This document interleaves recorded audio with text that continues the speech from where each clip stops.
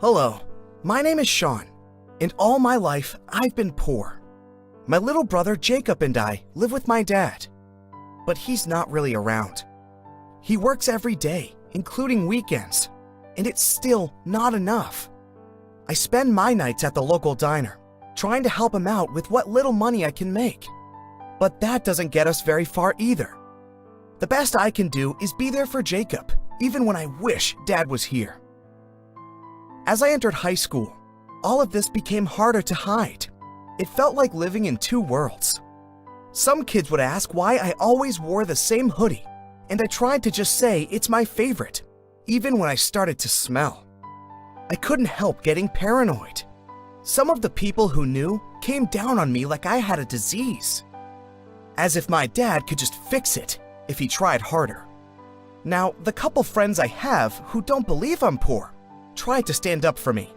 Alexa, my best friend, does what she can, and I wonder if she knows, but she doesn't see me any different if she does. I can't even have those friends over. I always dodge the question, saying things like, "Sorry, I have chores to do that day," or "My dad is having family over, sorry." I don't want to lie to them, but I don't want them to view me differently. I would love to have them over, but what if they think I'm gross afterwards?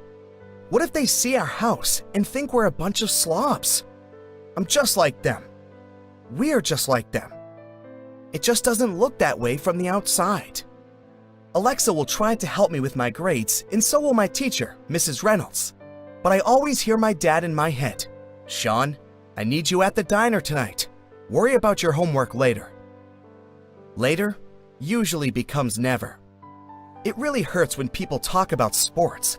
Jacob always wanted to do wrestling, and football was always a dream of mine. But we can't afford it. The uniforms were too much, and don't even get me started on the gear. Jacob doesn't get it sometimes, but I keep him from asking Dad. I know he'll just feel worse. On top of all that, we don't even have a place to practice. The living room is always dirty, and the backyard is barely big enough to mow. Each extracurricular activity felt like another test to see how poor we really were. Fall dances? Nope, can't afford the nice clothes. Prom? Definitely not. I couldn't even take Alexa when she offered. Field trips?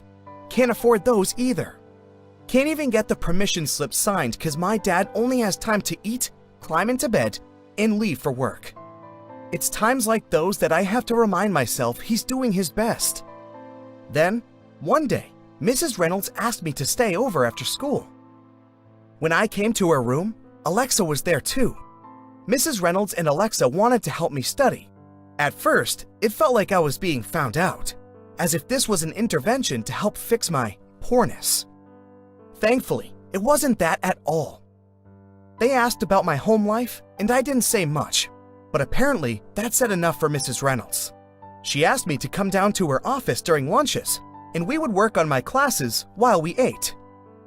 I still had a hard time understanding why this would be helpful, but Mrs. Reynolds stressed that if I wanted something to change, I would need an education. Admittedly, at the time, I still wasn't sure if it would make a difference. My dad had only ever placed value on work. To me, working was helping my brother, even when he was left at home alone, or even when he just sat alone in the diner. Alexa told me she knew how hard this would be, but she wanted to help too. Moving forward, I trusted them and hoped that an education would help. As time went by, I still worked at the diner, but my grades started to rise. Mrs. Reynolds congratulated me every time I hit a new milestone. Alexa started coming by and helping me clean up. She had always known, she just didn't want me to feel bad. Dad still isn't home often, but I'm still instilling these values in Jacob because it will help our family more in the end. In time, I was accepted into a vocational school for welding. I'm still in the early ages of it, but I know it pays well in the end. Only time will tell for sure, but I know I'm finally heading in the right direction.